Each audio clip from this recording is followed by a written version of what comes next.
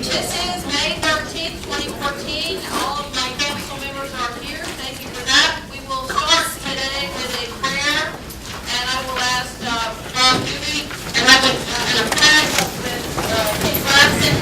I would also like you all to keep Jeanette, Ellen, Pepper in your prayers tonight as her family goes through her loss. Let us pray. Heavenly Father, we just come to you now and just give you thanks for the privilege of being able to live in this town and to have this these folks oversee us. Be with the servants, public servants, the fire, the police, and everybody else that makes up such a wonderful town. Now we ask your special blessing on this evening so that we may do and say what is honoring to you. In your holy and blessed name we pray. Amen.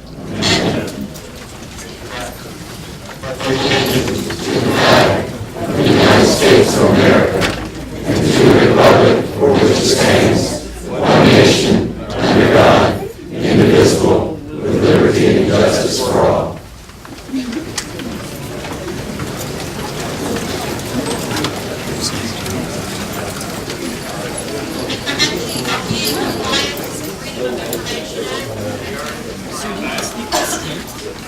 Item number 4 is approval of the agenda. She's saving that for somebody. You can see her. No, she's saving that. You sit right here. I'm good, I promise. Discussion. All in favor? Aye. Opposed? And Okay, that's you carried. just Item number 5 on the agenda is a public hearing. We'll turn it over to our planning director, Stan Carroll.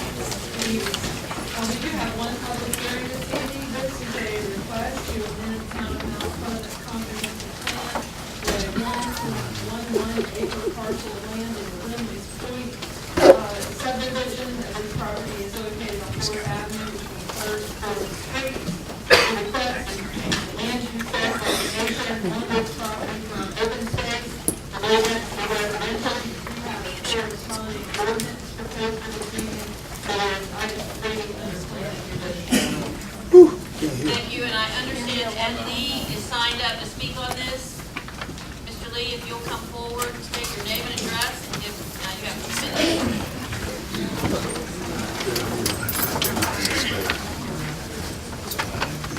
Hurry up, your 2 minutes already started.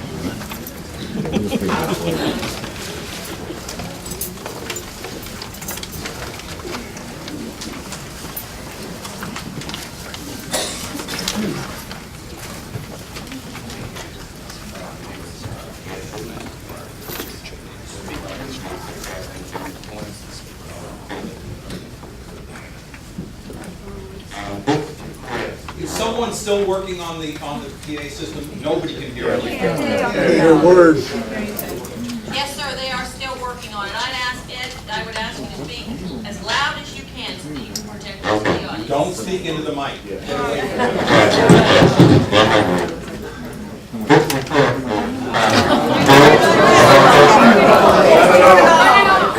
Turn it off. Try to reboot it. Just boot it, period. Yeah, there you go.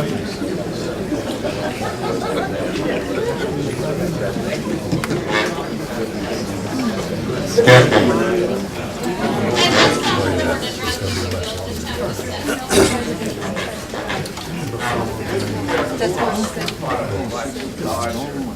Plan, it's to amend the comprehensive plan of strategic property in this time, designated now as open space. It's part of the problem we have with the cemetery that goes back many years, and part of the problem of opening Fourth Avenue, it goes back probably 20 years. I don't see the developer here, but he's worked closely with the City Club and the community, trying to get this piece of property open and meeting all of our wishes. A lot of people think that the property that's in question tonight is part of the graveyard, but it's not. This was something at a time that I think probably about 10 years ago, and that come in. But they did that because we lost part of the graveyard to the separate lots. So the community, like I said, has worked with the developer closely. He has narrowed out all of our wishes. Matter of fact, he's even designated some property and donated it to the community. So we are in support of it. So you're working well with the developer. Thank you for starting the meeting with that. I appreciate it.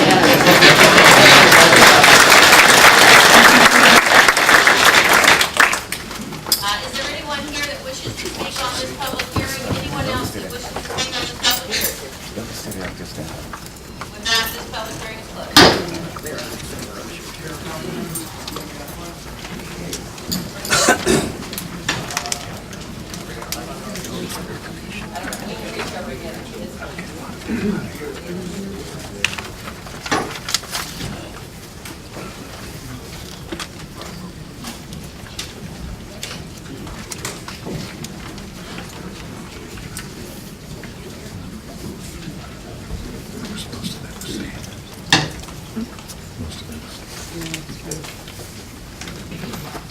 Is Chairman Hearn here this evening? Chairman Hearn, Mayor Page, members of council, ladies and gentlemen, tonight, Chairman Hearn, Bill Hearn, the Dorchester County Council was to be present to thank you for the town's efforts and assistance during the ice storm in February. And what I'll do is reach out to him again and see if he can come back for next month. In the meantime, Chairman Felder, this member of Sergeant Local Road, you come forward, please.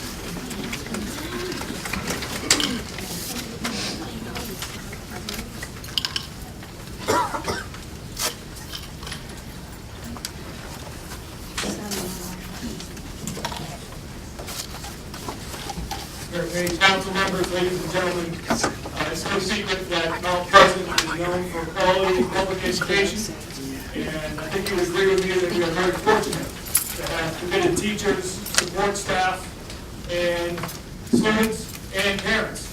And we're very fortunate to have that in our community. But it doesn't work every day without the leadership we have in our schools. And Karen Felder is here with us this evening. She is the principal of Jenny Moore Elementary School, and Karen has been recognized by the South Carolina PTA as Outstanding Principal of the Year, and we asked her to be here to recognize her for that achievement.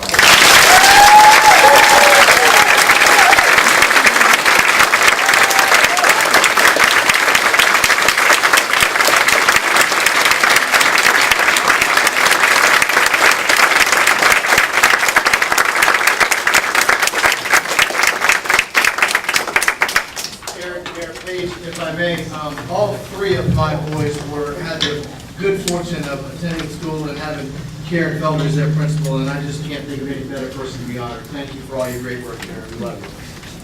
Thank you.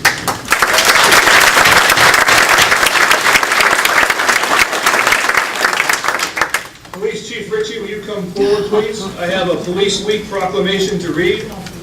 It sounds like the audio is working.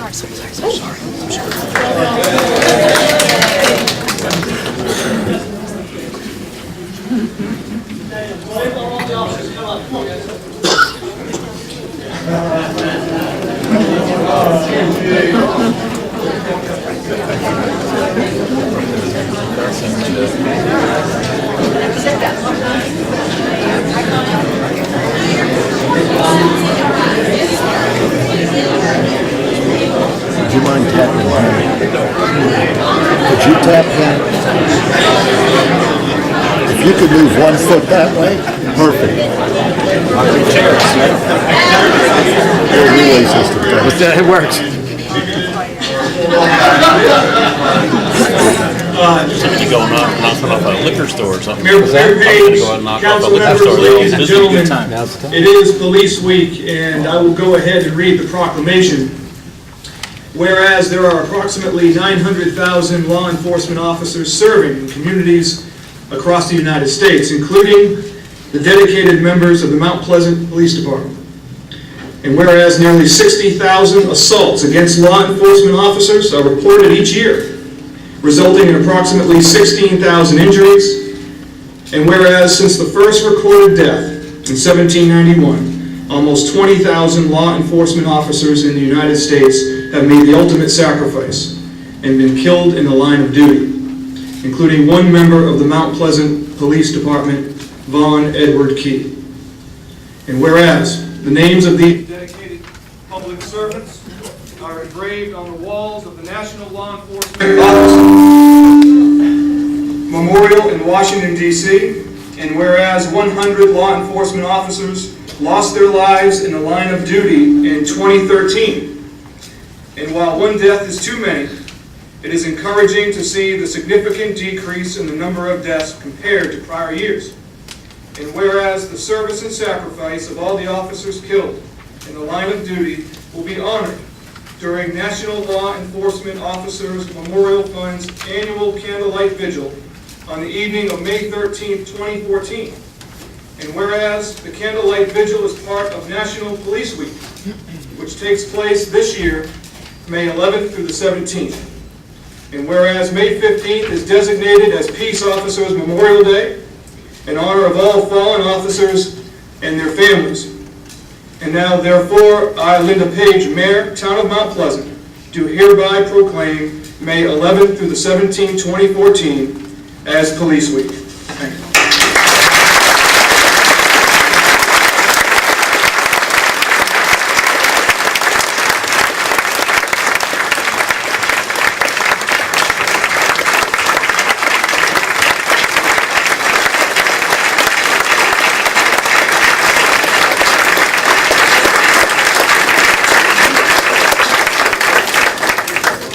I just want to take a minute, and the reason I invited the men and women up here, they're the ones that do the job every day, 24/7, to keep Mount Pleasant as safe as it is every night, and I appreciate them for everything they do.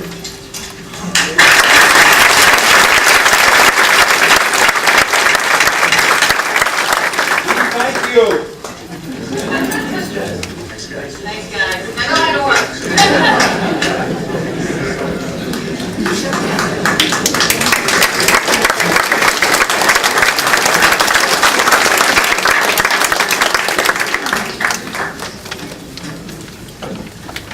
Mayor Page, council members, ladies and gentlemen, we are honored to have Dorchester County Council Chairman Bill Hearn present this evening, and Mayor and council members, he would like to address you.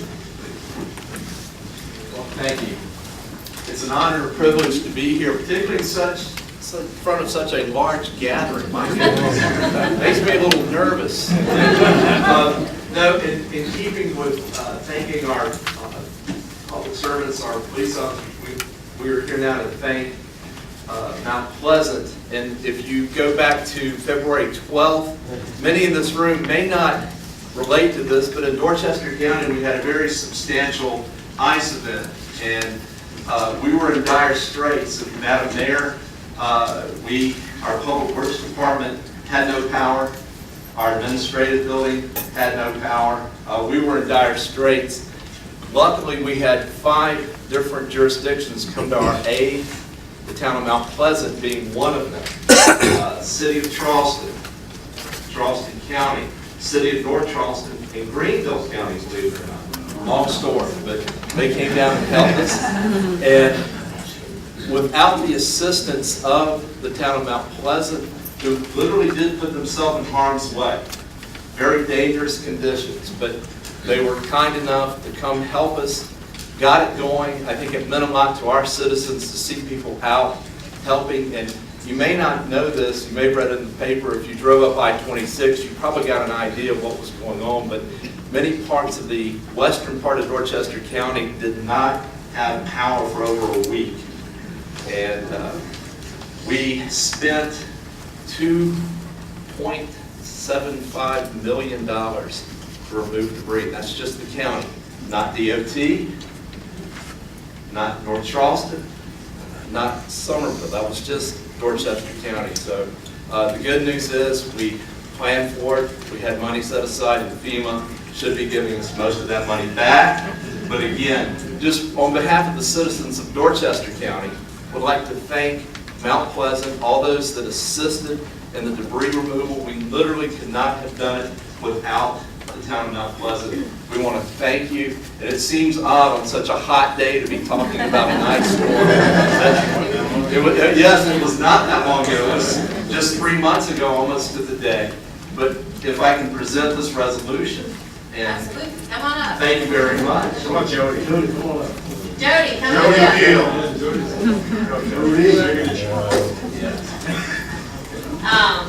I did hear the number, and I won't quote it, but the ice storm, the ice event that we experienced in South Carolina cost more than 3 times the cleanup from Hurricane Hugo. It was a very significant ice event. You deserve this, Jody. Thank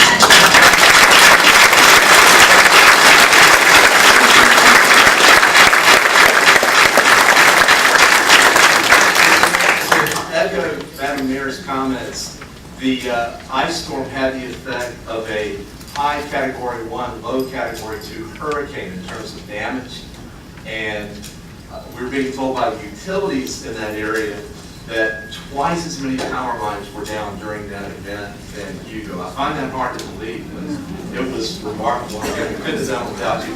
By the way, I have 2 visitors with me who came over the bridge from Somerville. My wife, Libby, my oldest daughter, Brooks, who, by the way, was married in your beautiful city last August, and her husband is deployed active duty in Djibouti. Thank you very much.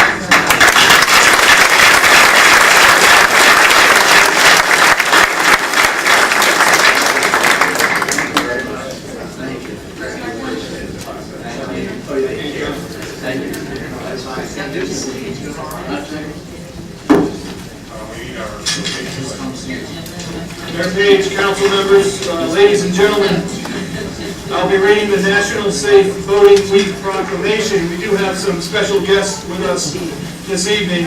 Captain Rodriguez, if you come forward, please, sir. Commander Merriweather, Lieutenant Franklin, Senior First Sergeant McBride, Scott Heisman, Rick Leary, come forward, please. And Anthony Norris, thank you. Welcome. Good to see you again, sir.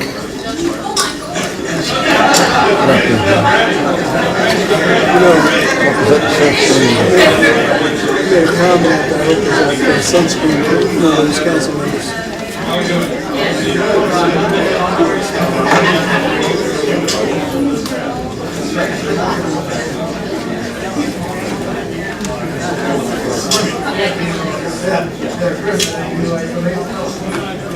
Mayor Page, council members, ladies and gentlemen, I do have a preamble to read before the proclamation. It says, recreational boating on our waterways is fun and enjoyable, accommodating a wide variety of pleasure boating activities. However, these waterways can also present hazards to the unprepared and inexperienced, including weather, sea conditions, and above all, the actions of other boaters. While being a wonderful source of recreation, boating, especially for the unprepared, can be a risky sport. Not knowing potential weather conditions, your boat's condition, equipment required and recommended, not having a float plan, knowing or obeying the navigation rules or the nautical rules of the road, drinking alcohol or taking drugs while operating a boat, not being properly hydrated or using sun protection, and choosing not to wear your life jacket are clearly not the smart things to do. These are all examples of human error or a lack of proper judgment that can lead to a serious incident, accident, or catastrophe. One simple but major behavior that can reduce the number of boaters who lose their lives by drowning each year is wearing a life jacket. It's a simple task that can greatly reduce the risk. Boating knowledge and safe operating skills can improve judgment and reduce human error. If boaters are aware of the risks, they are more likely to take the precautionary measures to protect themselves, their friends, and their families. That is why we must continue to spread the messages of boating safety, not only during National Safe Boating Week, but throughout the entire year. I will go forward now and read the proclamation. Whereas on average 700 people die each year in boating-related accidents in the U.S. Approximately 71% of these are fatalities caused by drowning. And of those, almost 85% were not reported as wearing a life jacket. And whereas the vast majority of these accidents are caused by operator inattention, inexperience, improper lookout, machinery failure, and excessive speed. And whereas a significant number of boaters who lose their lives by drowning each year would be alive today had they worn their life jackets. And whereas today's life jackets are well designed, comfortable, and more wearable than styles of years past and add greatly to the safety of today's boating public. Now therefore I, Linda Page, Mayor of the Town of Mount Pleasant, do hereby support the goals of the North American Safe Boating Campaign and proclaim May 17th through the 23rd, 2014 as National Safe Boating Week and the start of the year-round effort to promote safe boating in this, the 75th anniversary of the founding of the United States Coast Guard Auxiliary. I urge all those who vote to wear it and to practice safe voting habits.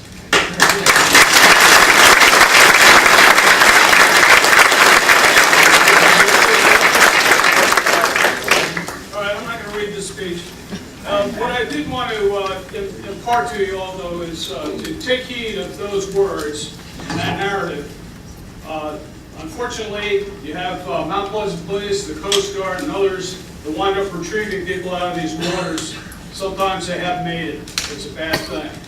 So please, no matter how experienced you are, no matter how macho you may be, some of the guys, you need to wear one of these. When you go overboard and you don't have it on, you're in trouble.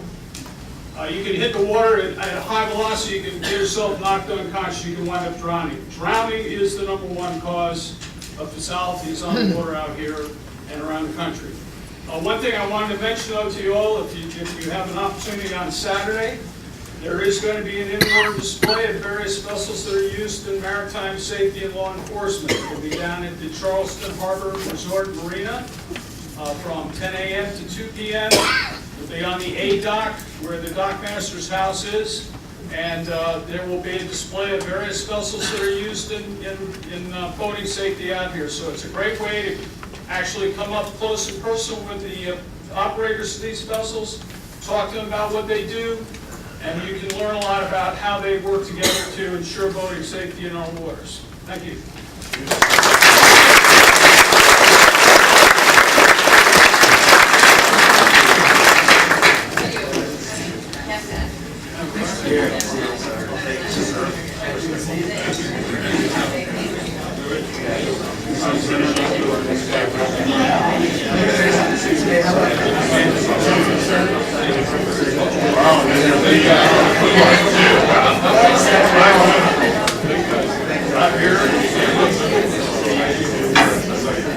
Yeah, you showed up.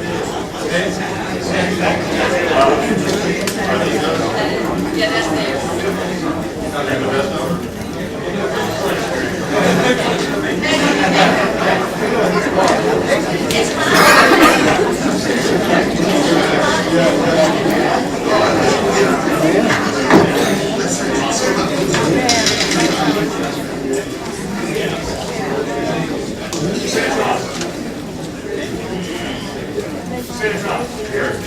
Come forward, please. We have a special presentation.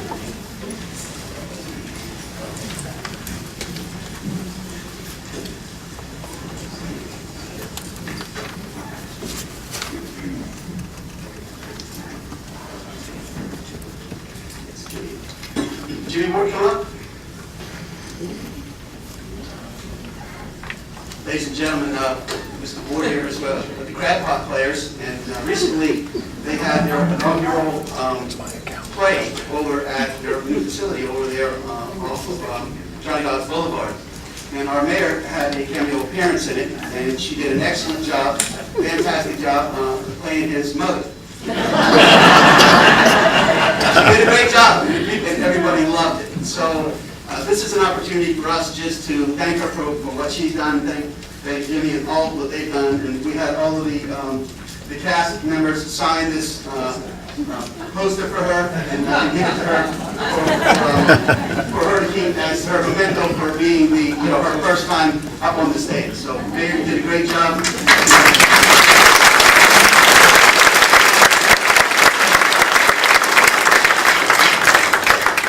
Thank you. I'm Jimmy Ward, I'm president of Crab Pot Players. We've been around 21 years, and we recently found our own permanent home at 1137 Johnny Dodds Boulevard.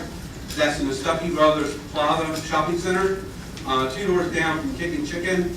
We finally have a home. We have a very nice facility. The town of Mount Pleasant, including all the council members and the mayor, have been just wonderful for us, helping us get in our space. We feel very fortunate to be there. We just opened on April 17th, and we've done 3 productions in less than 4 weeks. We did Bachelorette I Love Her, which she stole the show. And then we had Jockey Ballet in the next week, and then we just closed the musical Gypsy. We have an exciting summer season coming up, and looking forward to being in Mount Pleasant for many, many years. We appreciate everything in town and all the citizens have done for us. please come see us. You can check us out at crackpotplayers.com.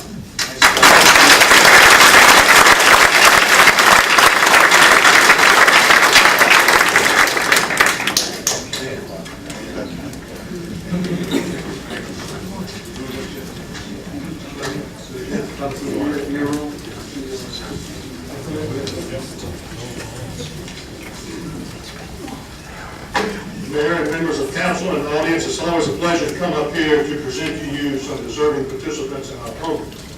A little background, we have close to 2,000 participants in our therapeutic recreation and special Olympics program that we have. Of those 2,000 participants, we have 8 of them that we would like to recognize tonight as they are preparing for the U.S. Games, which is the National Special Olympics that are being held in New Jersey in June. They are representing South Carolina, and they're from here from Mount Pleasant. So if those athletes will still come up to the front, please.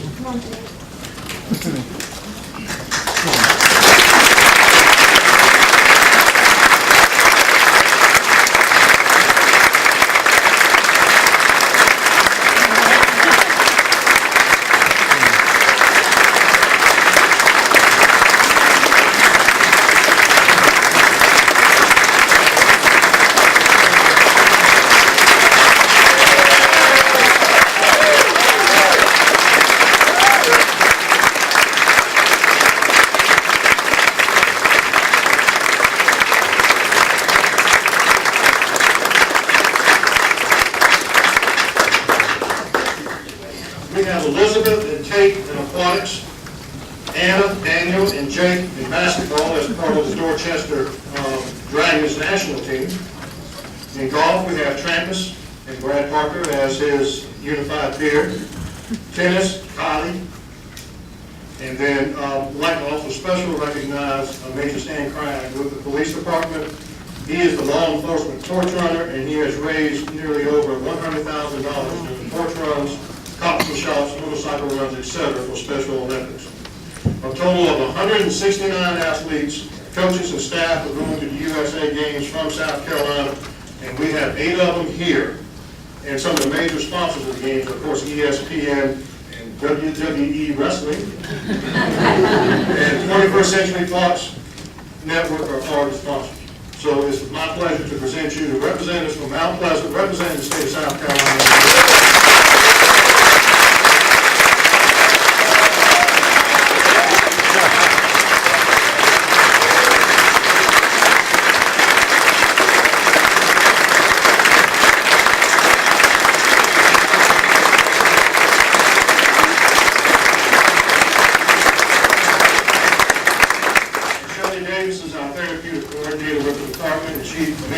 Made sure to join us. Y'all knew that there was a PGA year review on TV a while back.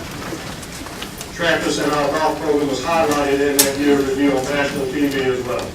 Thank you.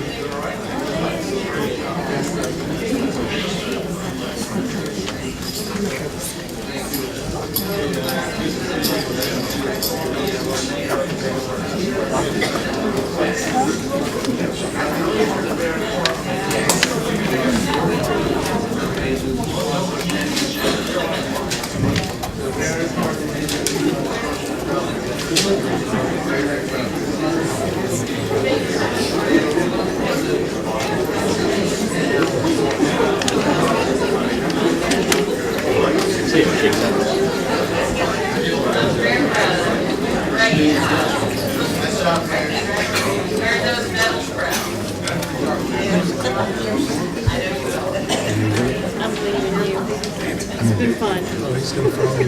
He'll follow you, trust me.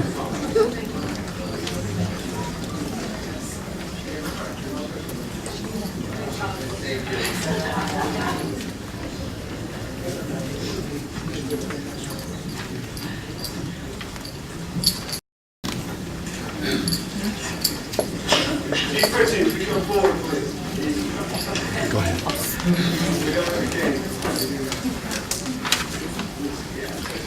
Vicki, would you come forward? Your son, please.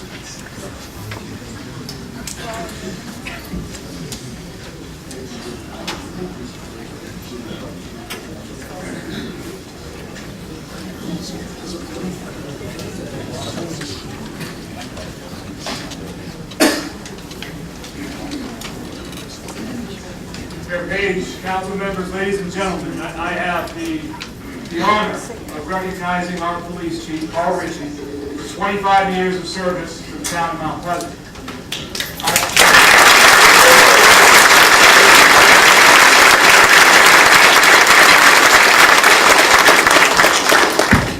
Chief Ritchie is an excellent police chief and a valued member of our management team here at the town of Mount Pleasant. I know his officers would agree that he is fully committed to his officers, to the police department, and to the town of Mount Pleasant. And he has done great work for us here. There is no doubt that this community is better and safer than the 25 years that Carl Ritchie has been with the town of Mount Pleasant. Carl, thank you.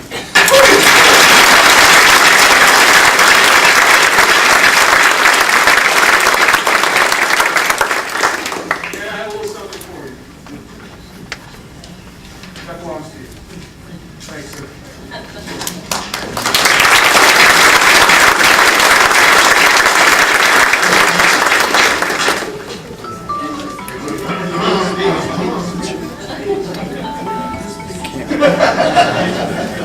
Yeah, on the agenda it says he's been here since dinosaurs have grown.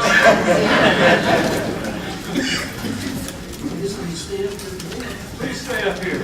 Chief, congratulations again. Dan Eckert, would you come forward?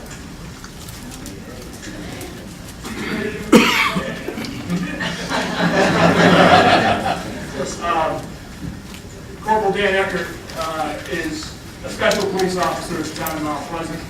I've known Dan both personally and professionally, and I've been very impressed with the work he does for this community. He leads by example, and he's committed to the organization. But enough about what I have to say. I want to take a moment to read to you a message sent by one of Dan's subordinates about him. I quote, "Corporal Eckert works tirelessly to assist victims in their cases, whether that means back-to-back 15-hour days or working on a weekend to help a family find a missing person. Corporal Eckert also assists the detectives in our bureau with all of their needs, no matter what he's in the middle of doing. Even when Corporal Eckert is not the supervisor on call, he offers his help to the on-call detective. He also provides daily support to the victim's advocates. It has been my experience that road supervisors will call Corporal Eckert directly when they have a problem, because they know he will act quickly to assist. I don't believe his work ethic can be matched. I think he should be recognized for everything he does for the department, his subordinates, the victims of crimes, and the community. For that, for his leadership and his commitment to this community, he has been recognized as the Employee of the Month.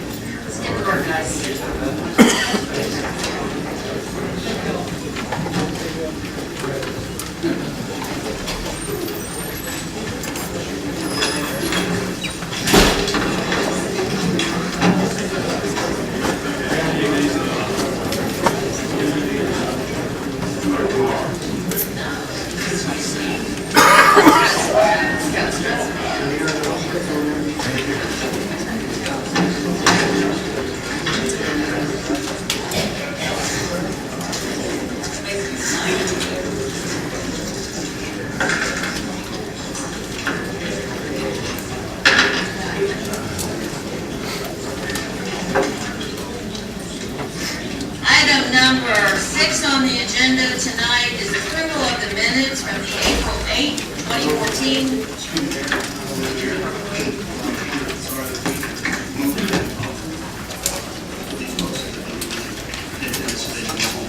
And what I'd like to talk about, Gary. 11A3. That's what I'll make a motion. I'll second that. So you want to move 11A3, and we will take that up under planning new business? Is that okay with you? A motion is second, all in favor? Aye. And the ayes carry. I had a motion on the floor for minutes, do we have a second? Second. A motion is second to approve the minutes of the April 8th, 2018 Town Council meeting and the April 2014 financial statements, all in favor? Aye. Opposed? And the ayes carry. Item number 7 is the opportunity for you to speak, correspondence and public statements. And I believe we have several people signed up to speak. I would remind you that you have 2 minutes before this body, and please hold your applause till the end for the sake of time so that we can make sure everyone here is heard. Melvin Smith.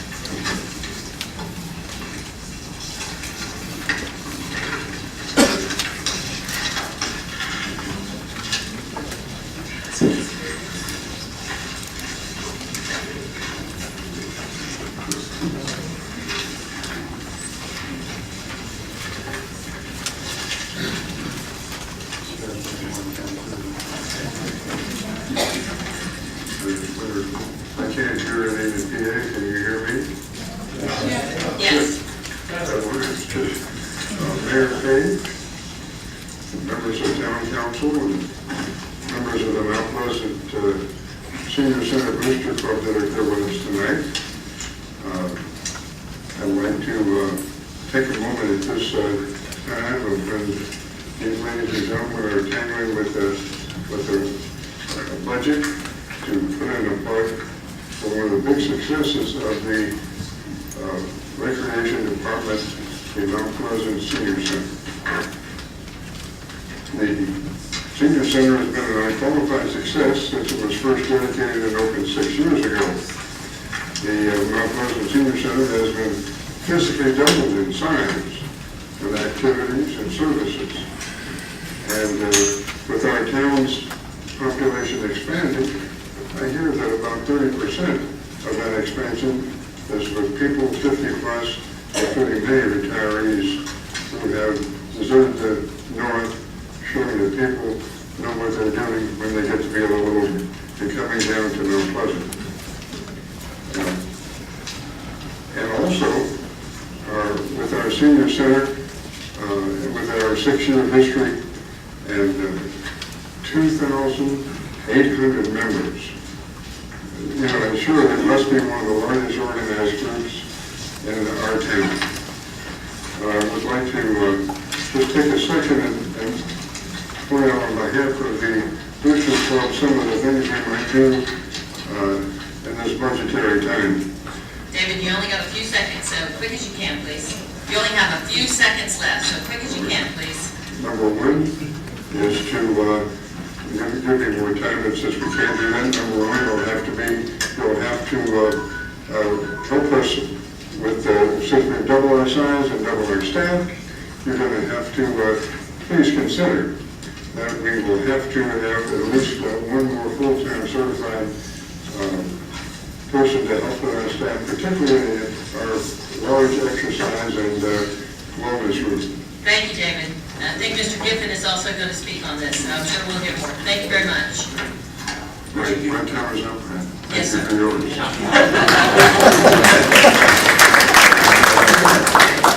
I would like to defer to Ms. Dodie Rogers, who has the same issue. Again, unfortunately, you have 2 minutes. Okay. As an auctioneer, timeliness is very important to me.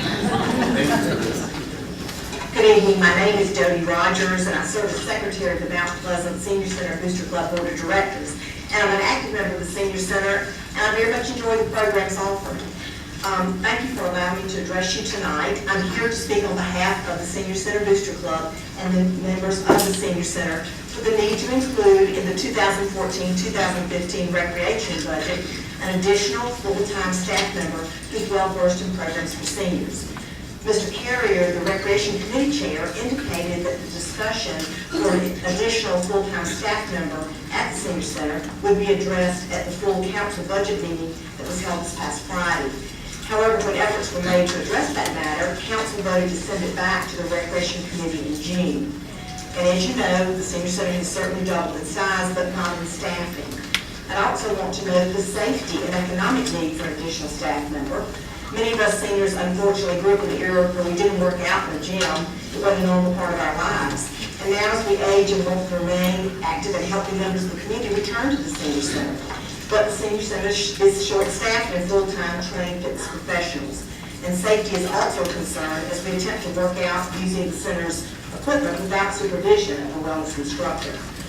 But many people like me prefer classes where we can exercise with others for socialization as well as for instruction. But because our instructors are not full-time employees of the center and they're paid on a contract or hourly basis, the cost of classes is often prohibitive for us who are on retirement incomes.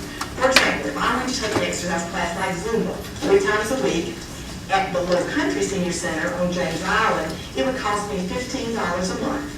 Including the yearly membership fee on a yearly basis, that would be $285 for the year. But to take Zumba exercise class 3 days per week at our Senior Center, it costs me $60 a month or $820 per year. That's almost 3 times the cost. So why is the huge difference? Well, unlike our Senior Center, they have a wellness instructor who's a full-time staff member and can teach classes for no additional expense. Thank you, Ms. Rogers, and we will address this in June. We hope to have the first reading of our budget tonight, and we hear you loud and clear, and it has not fallen on deaf ears. Thank you. Thank you. Thank you. That's all we have tonight under correspondence, and moving on to item 8, planning. Ms. Farrell, we have moved item 11A3 up to number 1. This is the action to rescind Resolution 13102 related to a parking license agreement. And I will turn this over to Mr. Santos. He's the one who asked for this to be put on. And, Gary? Mayor, thank you very much. I know you and council has received a lot of correspondence, I think, from the citizens who've been here.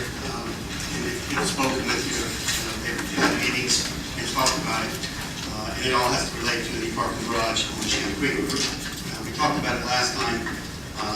Nobody is against parking garage on Coleman Boulevard.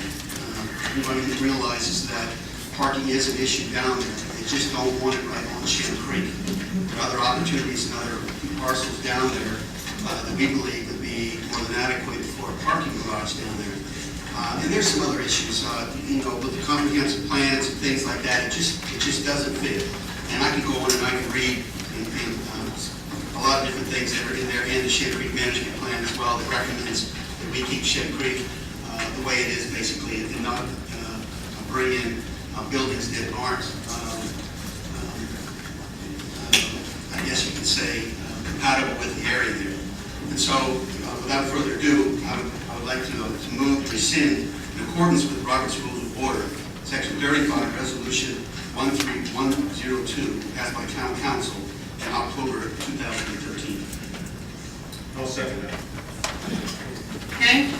I have a motion and a second to rescind resolution that allows us to enter into a contract, so to speak, with a developer. It's not a contract, it's a resolution. It's a license agreement. Thank you very much for that, Mr. Administrator. And now I have a second, which opens this for discussion. Unfortunately, this also opens it up for legal review. And I'm going to have to ask for a motion to go into executive session because of the tenuous nature of legality as we move forward. So I would ask for a motion to go into executive session.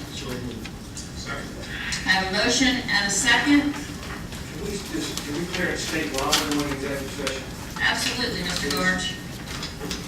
The resolution that was extended the service license agreement with Tech Smalls was an agreement to enter into, he was going to provide us some parking.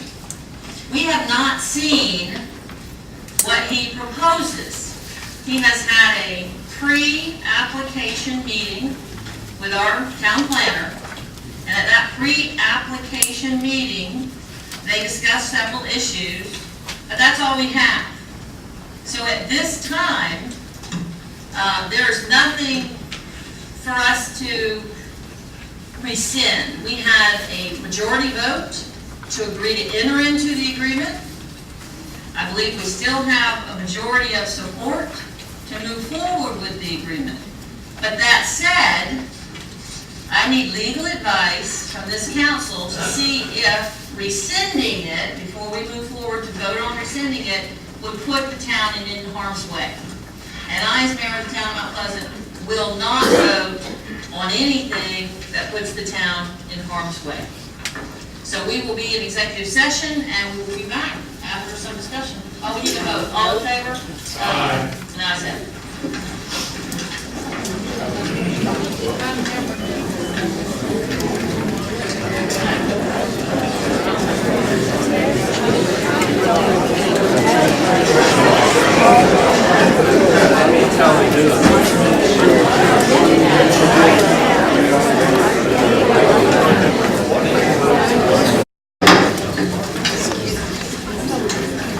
We are out of executive session. No votes were taken. We did receive legal advice regarding the vote. And I believe several people have signed up to speak on this issue. And I will ask you, for the sake of time, we have quite a few that are here to speak. We want to hear each and every one of you and each and every one of your concerns. I will limit you to 2 minutes. I would ask that you hold applause, and I would ask if your issue has been addressed by the person before you, please let us know that. And we'll move right along. Thank you, Mayor. I'll call two at a time. If the second person called can stay near the exit sign, that would be helpful. Jim Owens and Alice Williams.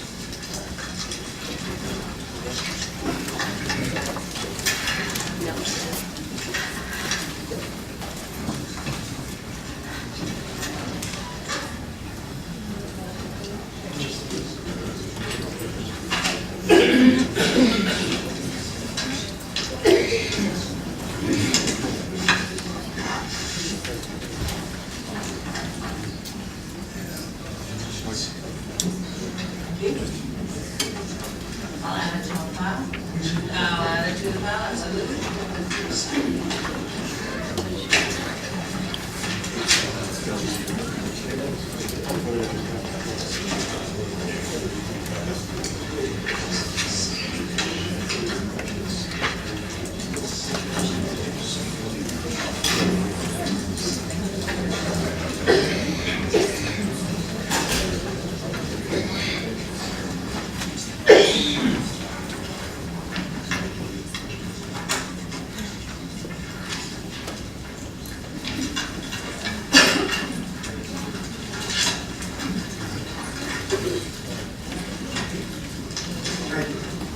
Okay, members of council, my name is Jim Owens, a lifelong resident of Mount Pleasant, living at 1197 on Lakeview Drive.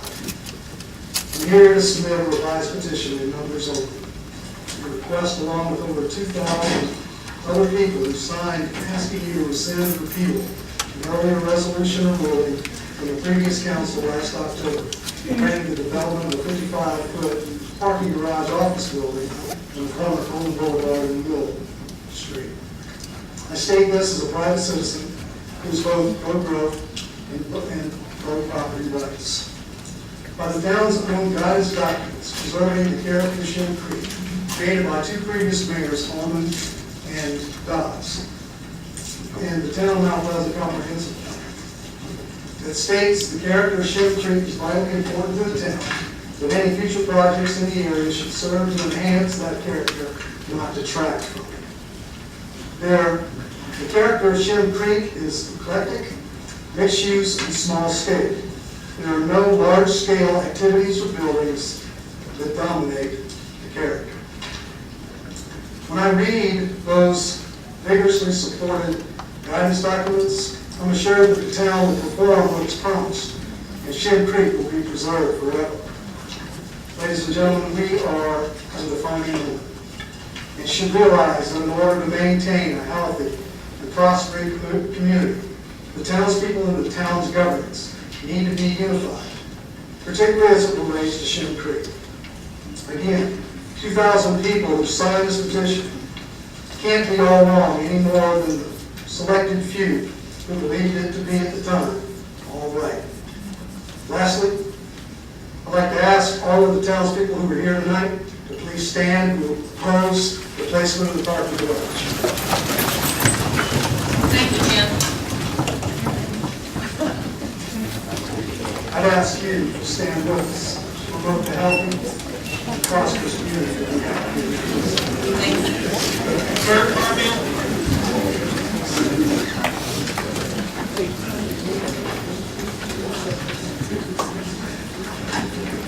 My name is Alice Williams. I live in the Sweetgrass community, and I'm not going to take 2 minutes.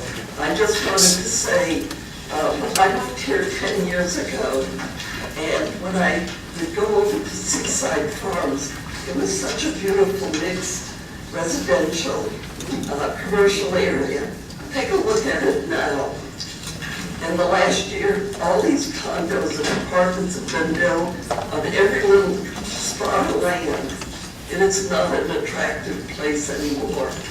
I really appeal to you all to consider not ruining Shed Creek by putting a big building right there and keeping the beauty effect of Shed Creek as it is. Thank you. Thank you, Ms. Williams.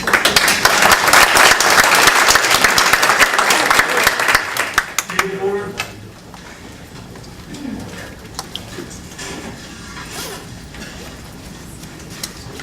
My name is Brett Carmiel. This is more of a question to the council as opposed to a statement.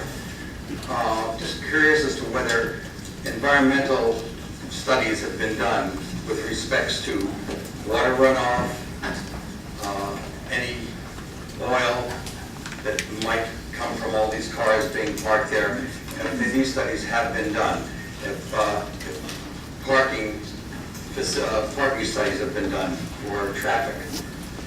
If these aren't done, and I know they take a while to do, I think that they should be requested that all these environmental impact studies be completed before anything is done. Thank you for your question, Brett. I can answer that. Every project that we build in the town of Mount Pleasant is not only built to our standards as far as runoff and water and stormwater, it also is affected by the federal regulations. So yes, sir, every project in town has those studies done. Ernie Day.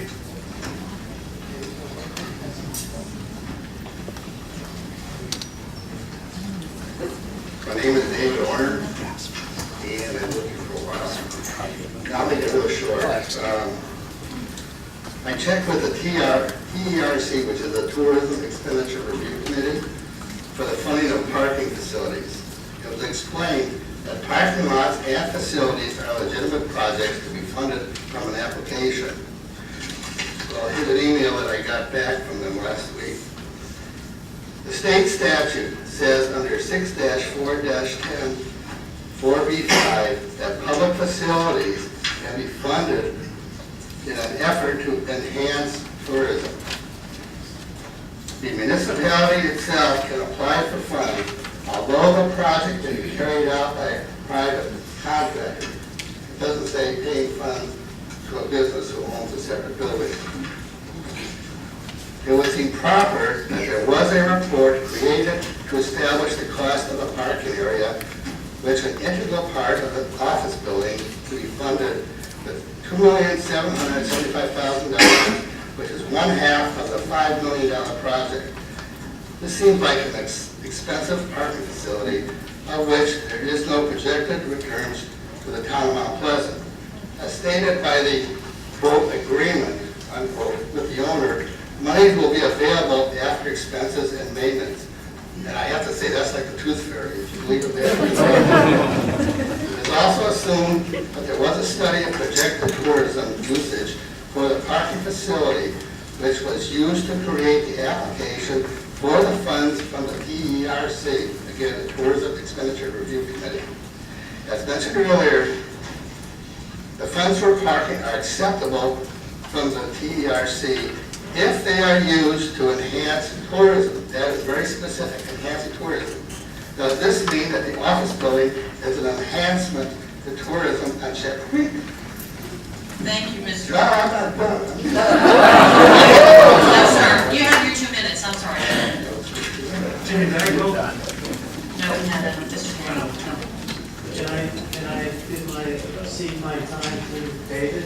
Absolutely.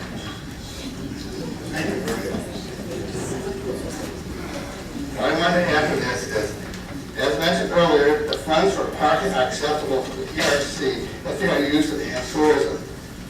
Now, all that is being asked, I'm asking the town of Mount Pleasant to have available the studies and documentation that were used in acquiring the funds from the TERC. These are taxes from tourism that should be put towards enhancing tourism as stated by the TERC. There have to be studies.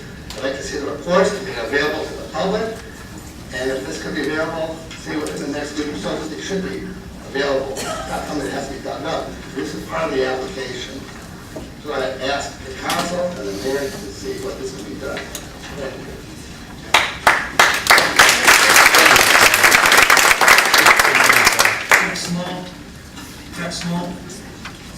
My name is Jimmy Bagwell. I live at 207 William Street, and I have lived in the town of Mount Pleasant for 65 years, which is all of my life. As a child, I played and swam and fished in Shem Creek. As an adult, I worked on Shem Creek, actually. I was in the shrimping industry for 2 years. I'm getting ready to build my last house on Shem Creek in the next few months. Shem Creek, in my opinion, is one of the most wonderful places in the United States of America. And I believe that the reason these people are here is because they believe the same thing. A few weeks ago, I had the opportunity to speak about this issue on one of the local television stations. And in my business, I have an opportunity to travel all over the Charleston area, all over the Tri-County area. It was amazing to me how many people came up to me, even though they didn't know me. They said, I think I saw you on TV, I want to tell you something. And they said, Jimmy, for goodness sakes, do whatever y'all can over there to save Shem Creek. They're trying to ruin it. And I agree with them 100%. I also agree with Mr. Order that this is not a good use for public funds. I think there are a lot more ways we could use these funds to better the town of Mount Pleasant than to spend them on an office complex / parking garage. I implore you to vote yes on Mr. Santos' motion tonight, because if you do, you will be doing a lot of good for the town of Mount Pleasant and saving one of the most iconic places in this state. Thank you very much.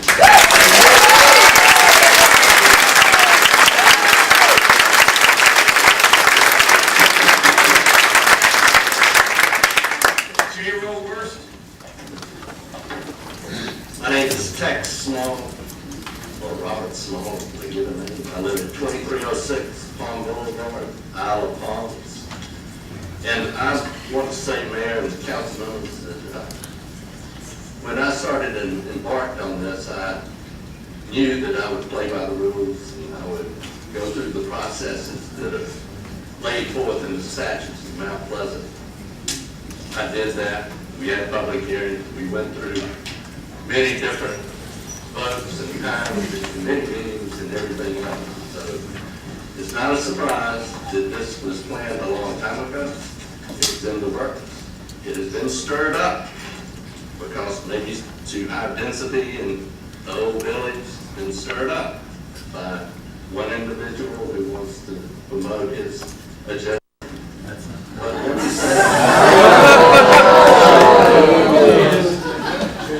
Order, please, let him have his 2 minutes. Everyone gets time to speak.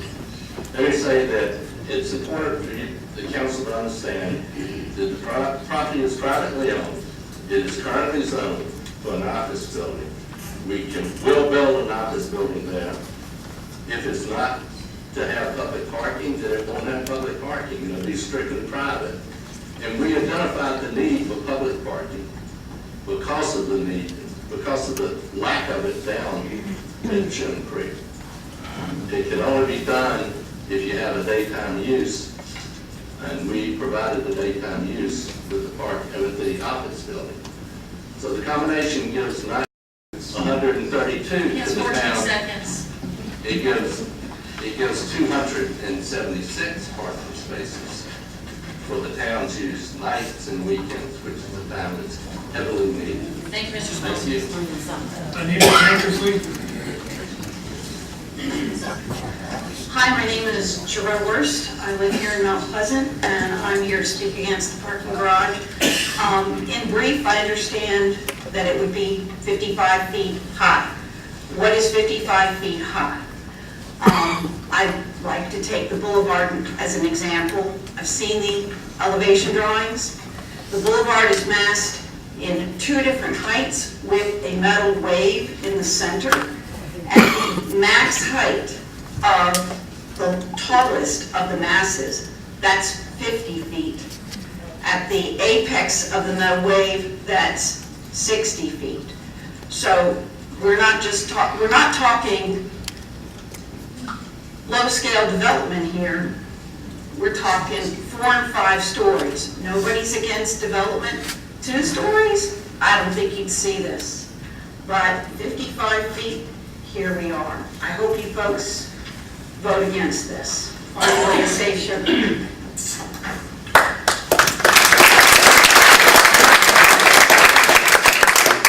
Joanna Gagan.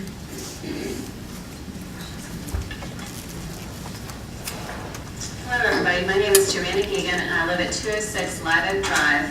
And I'm here to continue Jim Owen's presentation. Again, what these comments are from a 2002 report on preserving Shem Creek, and then a 2009 report about the same issue. We've had the city support 2 studies done on this very issue. We've spent taxpayer dollars doing it, and we feel like these guidelines are being ignored. These studies were done for a reason. We put a lot of time, energy, and money into these studies. So let's move forward. Let's pay attention to what these studies say, and let's vote to rescind this resolution. You'll notice here, again, these findings are to be used by the town council and by other boards and commissions as guidelines for Shem Creek. The character of Shem Creek is vitally important to the town. Any future projects in the area should serve to enhance the character, not detract from it. If you'll skip the next slide, please. And we'll go to the 3rd slide, please. As stated at the beginning, the main point for the agreement for the committee members and the citizens is to maintain the charm and the naturally dependent, and to maintain the naturally water-dependent charming aspect of Shem Creek. As you see, the slide is changing faster than I am. It also notes in this study that the pressure for redevelopment will increase along the waterfront for uses not related to the preserving the character of Shem Creek. This pressure will continue to develop land considered underutilized, not by our standards, but by commercial real estate standards. We're not to cave to that. That's the whole point of these reports, is to remind town council we have something special, we have something unique. Don't cave into the pressure of developers. Thank you, Ms. Deegan. That's your turn.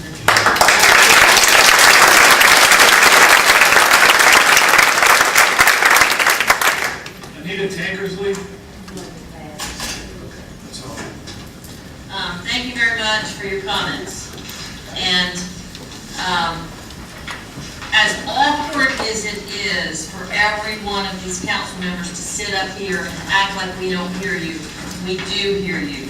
This is certainly not over.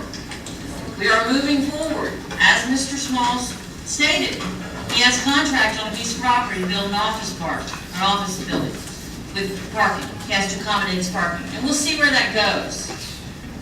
We have gotten legal advice earlier. I will call for the vote.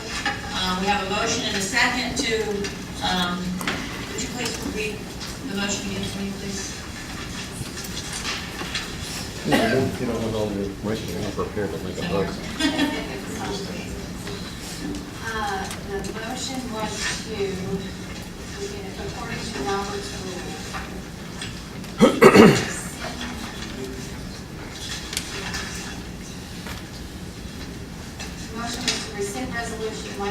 related to the parking license agreement. And I had a motion and a second, and I had lots of discussion from the audience. Not much discussion up here. Everyone here knows all your council members. I think most of you know my cell phone. So with that, I'll call for the vote. Mr. Carrier? No. Mr. Carrier votes no. Mr. Garsch? No. Mr. Garsch votes no. Mr. Glassman? No.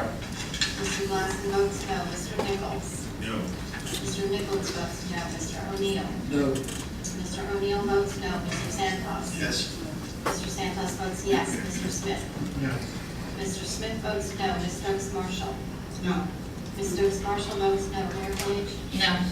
Mayor Page votes no. Motion carries. Thank you. Moving along, item number A under new business.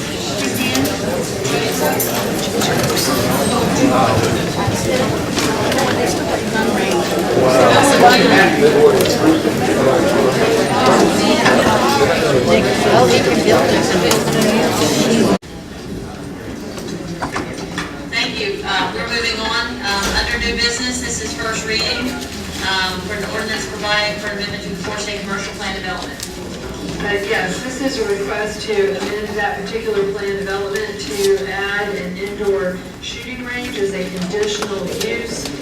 This property or the proposed location is the former Food Line at National Crossing Shopping Center. Most of you all are familiar with that location.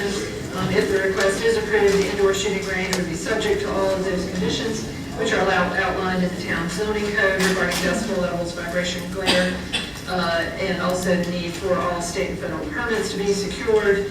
The planning commission held a public hearing on this and unanimously recommended denial.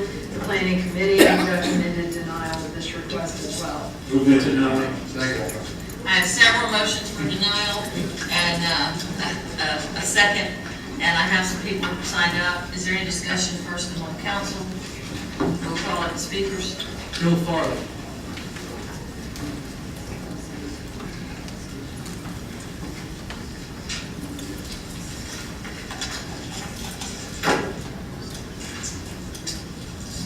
Madam Mayor, members of the council, fellow Mount Pleasant residents.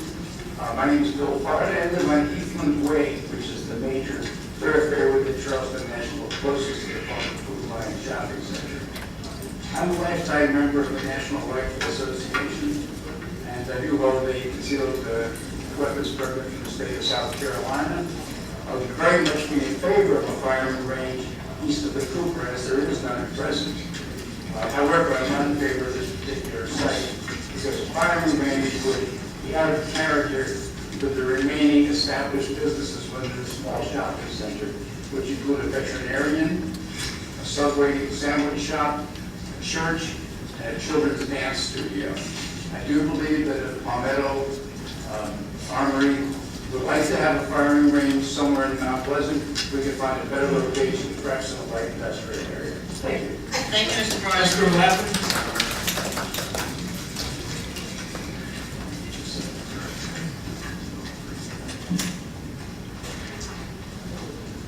Good evening. My name is Esther Lappin. I live at 3226 Heathland Way. It's my understanding that Planning and Zoning Commission spend a great deal of time, effort, and money creating a vision of community and then working hard ensuring that the vision remains true. Alterations to that vision are reasonable when there are extenuating circumstances that would benefit the community and maintain its character. There are no extenuating circumstances in the situation, and I am opposed to Palmetto State Armory's request to put an indoor shooting range in the old Food Line building. Palmetto State Armory's other indoor shooting ranges in Greenville, Columbia, and Beaufort are in standalone buildings in light industrial areas not bordered by residential communities. Mount Pleasant deserves no less. The National Crossing shopping area is a small community shopping area designed for the needs of the nearby residents and was not designed on the scale of the town center for a reason. It's all about location, location, location. And Palmetto State Armory should check out those areas in Mount Pleasant that are already zoned for their requested use, instead of asking the town and its residents of Charleston National to make the square peg go into a round hole. It just doesn't fit. There are over 650 homes in Charleston National with room for hundreds more. I hope the owner of the property and its real estate agent consider the impact of prospective tenants on the neighboring residents when soliciting tenancy. I urge the town council to agree with the two prior panels that have considered Palmetto State Armory's request and denied it at this time, and at each subsequent request, if any, made by Palmetto State Armory for this location. I submitted a petition signed by the resident. I have the originals here. I don't know if you need the originals. No, ma'am, thank you. Okay. Who also do not want an indoor shooting range in the former Food Lion location. We are here to enjoy our homes in the Charleston National community, and we won't be leaving it anytime soon. Thank you, ma'am. That's your 2 minutes. Thank you. Steve Wakefield.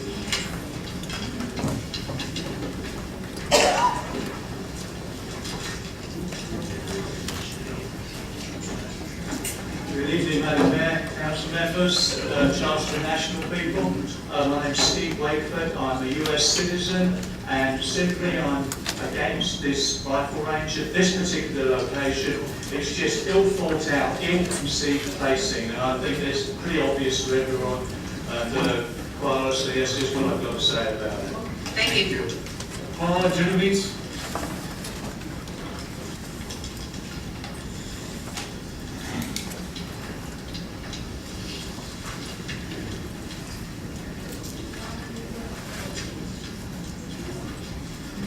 My name is Paula Genovese. I live at 1801 Hopeton Lane in Charleston National. I've lived in Charleston National for 16 years. At one time, the thought of an armory out there wouldn't have bothered me because there was nothing else there. But now with schools, the new hospital, the subdivision being actually over 800 homes in there, this is not the location for it. It's the Food Lion. We were so excited when they built that little strip mall. It's unfortunate that Food Lion closed. I'd much prefer to see Southern Season move in there rather than the Armory, but it's just not the right location. And thank you for voting against it in the first place. Thank you. David Hibbs.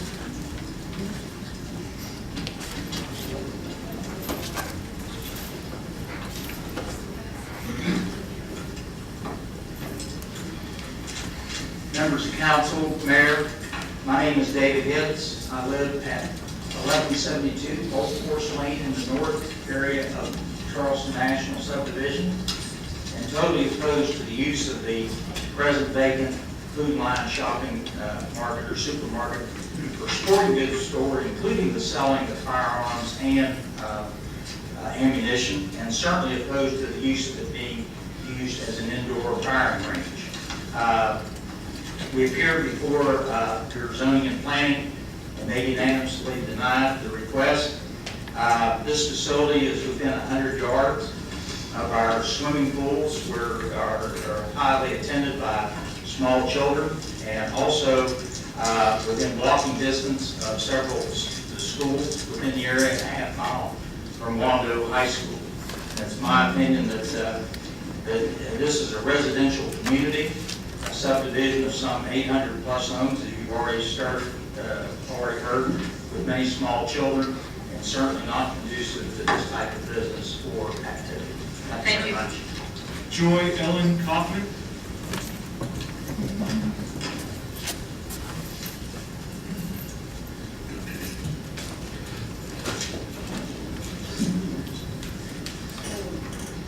Good evening. Unlike many of the people that have been here today, I moved to Charleston National Monday. The moving trucks are here. I am so against, thank you. I am so against this shooting range that I came here tonight. I couldn't even find clothes.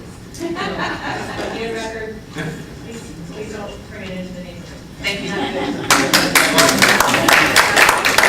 Tom McHale. I have no comment.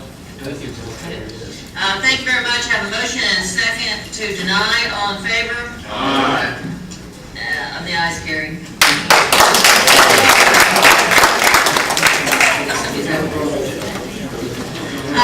Yes. Yeah, that's good. Yeah, I like that. Thank you very much.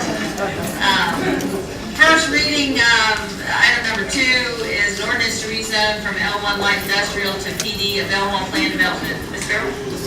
Yes, this is a rezoning request to rezone from light industrial to land development, specifically Bell Hall. This is a 6.86 acre tract of land. The property is known as Long Point Commerce Center. Currently, the only uses that are permitted are light industrial, but with this rezoning request and becoming part of the Bell Hall plan development, they would like the ability to retain the light industrial uses, but also to add the ability to have recreation uses on the properties, dance, gymnastics, sports training, and we've seen this a good bit in that Long Point area recently. I have a motion and a second. I have a motion already. No, I didn't hear that. Second. I have a motion and a second. All in favor? Aye. The ayes carry. First reading, ordinance number 14034, ordinance to rezone from LI Light Industrial District, PV Plan Development District, Bell Hall Plan Development, approximately 6.86 acre parcel of land known as Long Point Commerce Center horizontal property regime, located at 539, 5.3, and 547 Long Point. Item number 3 is the first reading of the ordinance to amend the town council comp plan, and this relates to the Rimley's Point subdivision. Yes, and you had a public hearing earlier in the agenda. This is related to item number 4. So it is a request to amend the comprehensive plan on just a portion of the development, the 1.11 acre portion of the development. I have a motion and a second on the table. Any discussion? Tom Sands was first. Tom and I'll Sands, second. And ma'am, would you consider combining 3 and 4? Yes. And I'll second for first 3 and 4. I have a motion to approve first reading on items 3 and 4. Second, any discussion? Yes. Yeah. I want to personally thank certain members of the council, but mostly Mr. Lee is still here. Thank you. We had a great meeting, and I think the progress and the goal that we talked about is coming through. Patience, and we appreciate it. It's been 8-10 months in the making, so glad we're going to vote on this tonight. Thank you. All in favor? Aye. Opposed? And the ayes carry. First reading, ordinance number 14035, an ordinance to amend the town of Mount Pleasant comprehensive plan 2009 through 2019 future land use map by changing the land use designation from natural open space to low density neighborhood for approximately 1.11 acre parcel of land known as Lot A2, Rimley's Point subdivision, located on an unimproved portion of 4th Avenue between 3rd Street and 4th Street, and identified by TMS number 514-1000-1141.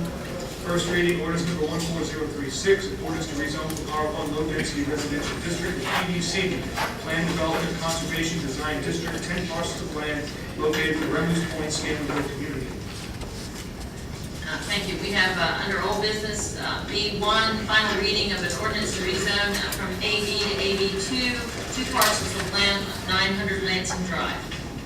Yes, this is the BMW repair shop, and they would just like to make an addition and needed this. I have a motion for final reading and a second. Any discussion? All in favor? And the ayes carry. Final reading, ordinance number 14032, ordinance to rezone from AB, area-wide business district, to AB2, area-wide business 2 district, 2 parcels of land comprising approximately 0.89 acres located at 900 Lansing Drive. Thank you. Committee reports. ATAC. Thank you, Madam Mayor. ATAC annexation and goods and purchases did not meet, and we have no report for any of the three. Thank you, Mr. Smith. Economic Development Committee. Mr. O'Neill. Madam Mayor, we did meet, and we have 2 action items this evening. The first is we had a request from our Cultural Arts and Pride Committee to increase the tree bank grant program, the maximum amount reimbursed from what is currently $1,000 to $2,000. Since its inception over a decade ago, the tree bank program offers financial assistance to individuals, civic groups, and HOAs who wish to beautify their publicly accessible areas. The 50% match is currently limited to reimbursement of $500 and a maximum of $1,000. Due to the increase in tree costs since the institution of the program, to make the program more viable, the committee has recommended increasing the maximum reimbursement from $1,000 to $2,000. These are brought before council. These requests for final approval of the funds allocated for the tree bank. Henceforth, I move that council approve the increase in the tree bank grant for a maximum amount of reimbursement from $1,000 to $2,000. I have a motion and a second. Any discussion? I do have a quick question, ma'am. Yes. Christiane, can you take me through the quick process on how that works? What they're asking for, what they're doing? I mean, I know we have treatment. I know how money gets there. What's going on with these folks? What's this mean to me? This means that you have different HOA groups and other groups that can come to approach this particular committee, the CAP committee, and ask for funding to make improvements on public property or HOA properties within their neighborhood. And I know in discussions with Ms. Kizzy that there is some discussion from this group that they would like to increase this funding so that they can just have more enhancements within these neighborhood areas. All right, thank you. I had some discussion that ultimately the goal is to have more applications so that we get more beautification projects. So I have a motion and a second. All in favor? Aye. Opposed? And the ayes carry. Madam Mayor, our second item is much more exciting, and happy to see members of our press here for this. This is some great news. We think that some of this has come out of the Harbor Accelerator and its involvement in the community, but tonight we have before us a consideration of an economic development grants for both Level Wing Media and WonderWorks Inc. As you may know, Level Wing Media is on Clements Ferry Road, but they're coming, we'll call it coming back to the town of Mount Pleasant, where they got started, and WonderWorks would like to locate a corporate headquarters here. And we're excited to have both of them. The committee met, we discussed the business license relief for two value-added businesses, the two I've mentioned.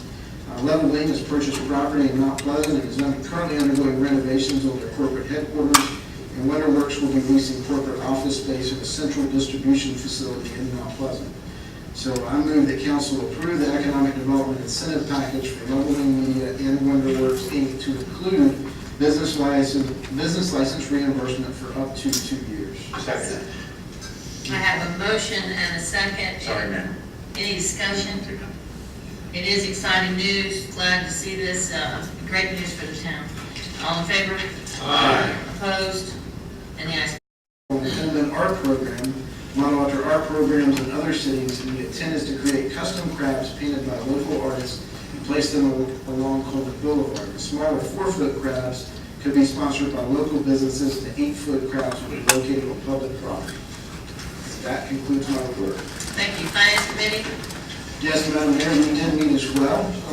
The committee considered a request by you, Madam Mayor, to create an outstanding citizen award to recognize exemplary work or accomplishments.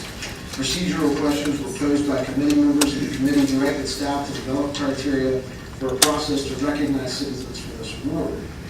The committee also announced the exciting news that the town's bond rating was improved from AA+ to AAA by Standard & Poor's. This is obviously the best rating that can be received. It helped us achieve a wonderful rate on the 2014 bond. It's saved the town just in interest costs, not to mention some of our other upfront costs, $110,000 in bond payments over the 15-year period. We joined only the city of Charleston and Greenville has been a AAA rated, which is fantastic for the town of Mount Pleasant. As a CPA, exciting news for me to bring to you this evening.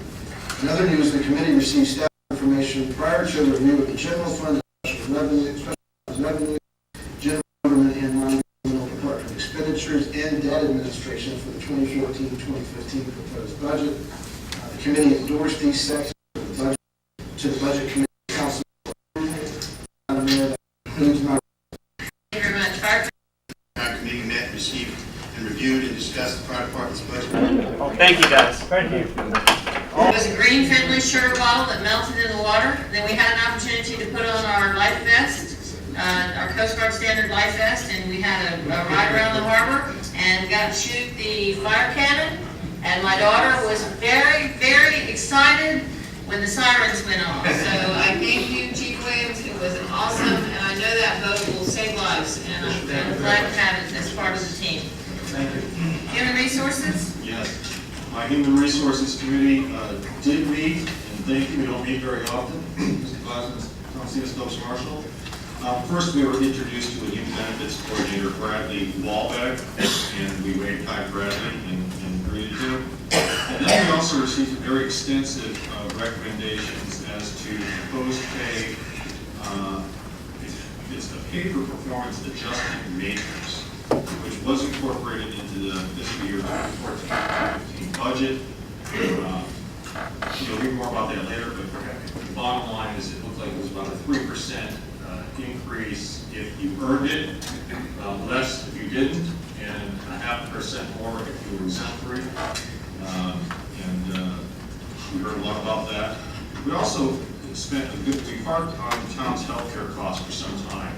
Very proud to let the folks know, the citizens know that this organization essentially was flat in terms of healthcare costs over the prior budget year, and that's, I think, extraordinary given what we all know about healthcare costs. And that's because of the consumer-driven information model that we continue to move forward with.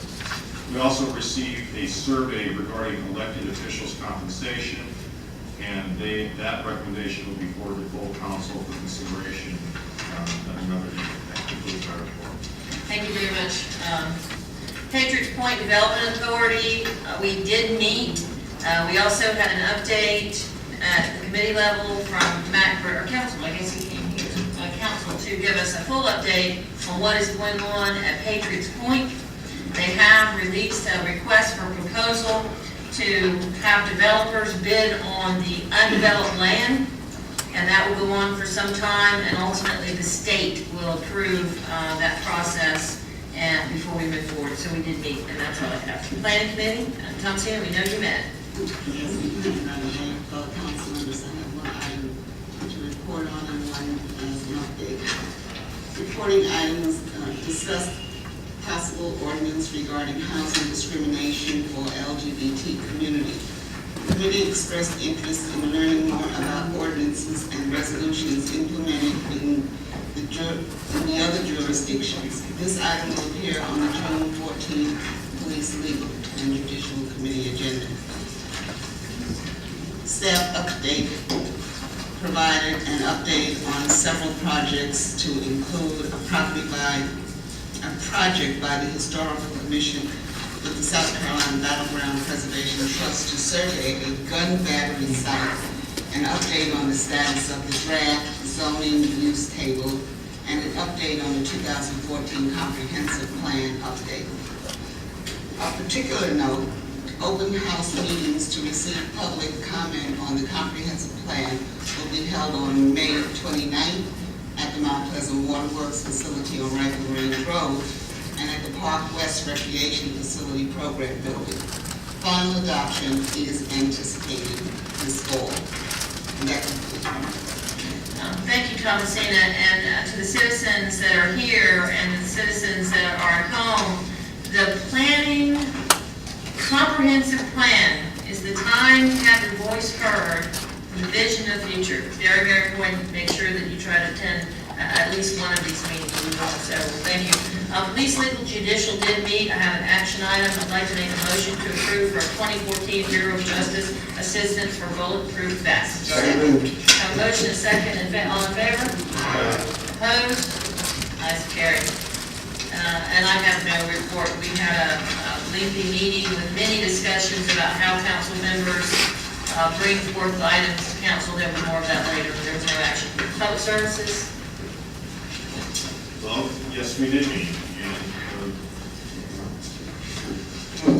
Mr. Keel and Mrs. Moore presented the budget, and after some good questions from our fellow public service members, we recommended and endorsed it to the Budget Committee of Council for further consideration. In fact, we also met did we meet an employee? No, that's it. Thank you. Recreation, Mr. Carrier. Mayor and Council, we did meet, and the committee was presented the final report from the Clemson University consultant team. They conducted a cost recovery study for the recreation department. Very interesting results, and I think we are on the line where everybody's going to look. We also received information and discussed the payment system at the senior center, and that's getting more development now, and we'll have something finalized for you that committee meeting. We also got our budget reviewed, looked at it very carefully, and passed it on to the budget committee of council. That concludes my report. Thank you. The Transportation Committee did meet. We had a recommendation. We had our first speed hump program review, and one neighborhood came out and met all the qualifications. That is Hopcaw Drive. We will move forward with placing speed humps on Hopcroft Drive. We did recommend to fund it again for next year.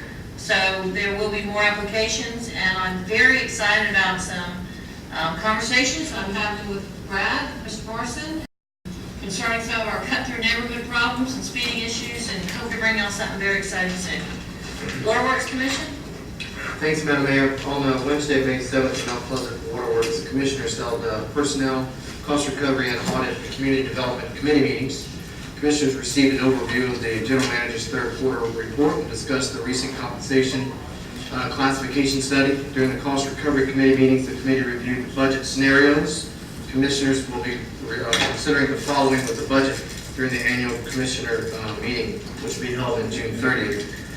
There's no volumetric rate increases, change in basic facility charges, water basic facility charges from $3 to $6, wastewater basic facility charge from $8.97 to $12, no change in water or wastewater impact fees, the removal of irrigation impact fees, approval of wastewater excessive use charge effective in 2016, and lastly, adjustments to the ancillary fees. Just a reminder, a public hearing will be held on June 2nd. Advertisements for the public hearing will appear in the Moultrie News. And for the record, Mount Pleasant Waterworks has been on social. Those meeting dates will also be on Facebook and Twitter. The audit committee met to receive the bids, requested for the bids for the audit. The community development committee met, discussed the direction in which the committee would like to go. The commissioners agreed to hold a special workshop to discuss goals and plans for the committee. And this concludes my report, Madam Mayor. Thank you very much, and I'm remiss that we need to go back and visit Transportation Committee. I'm making a motion to approve the speed humps on Hopcroft Drive to full council. Thank you very much for the procedural help. I have a motion and a second. Any discussion? All in favor? Opposed? Ayes carried. Administrator's report, Mr. Moore. Thank you, Mayor. Just announcing one vacancy, and it's on the Accommodations Tax Advisory Board. Thank you very much. Under council new business, item number A, first reading, an ordinance to raise the revenue and adopt budget for the town of Mount Pleasant for the fiscal year July 1st, 2014. Second. I have a motion and a second for first reading. Any discussion? Mr. Nichols? I'd like to point out that I believe that the budget for this year amounts to approximately a 1% increase over the previous year. Very proud of the council, but mostly we know that it's staff and our department heads, particularly our Mr. Moore and all the folks that he works with on a daily basis. That's good stuff. Yep, it's a great budget. Also, I'm going to say it again, there are several road projects in there that we are going to finance because our folks entrusted us with resources to do so that will impact literally tens of thousands of car trips in our town each day. One being Park West specifically, and the other one being, I'm excited about the Long Point Road and the access to get on Interstate 526 westbound. We've all experienced this near the Bell Hall exit, Waffle House area. And at the time frame on these, it looked like 18 months, which sounds like a long time, but in government world, I'm told that's about half the time that they usually go through. And I think that's good stuff, and I just want to point that out and say thank you to the council as a whole. We got a unanimous vote for this budget. Thank you, I appreciate that. Mr. Smith? Madam Mayor, I just want to, as first time going through the budgeting process, I know there are major concerns from a lot of citizens about the process, and it's quick to make accusations and assumptions. And I just want to publicly state that I'm very, very proud of all the department heads, our administration, all of our staff, and all the committee heads. It is a very clean, open, transparent, fully accountable process that I was excited to be a part of. So thank you for that. Thank you, Mr. Smith. I appreciate that. Wasn't project thought, was it? Well, it took some time. Yeah, it definitely took some time. It definitely was a little work to do, but well worth it, and I can assure the citizens that all of council and staff does treat all of those tax dollars like the sacred trust. I'll loan you my little tabs anytime you want. We have a motion, a second, all in favor? Opposed? Unanimous. First reading, ordinance number 14036, 7, an ordinance to raise revenue and adopt the budget for the town of Mount Pleasant for fiscal year July 1st, 2014 through June 30th, 2015. Item number 2 is a resolution by the town of Mount Pleasant, South Carolina, making declaration of intent pursuant to the United States Treasury Department Internal Revenue Service Regulation 1.15-2. I make that in the form of a motion. Second.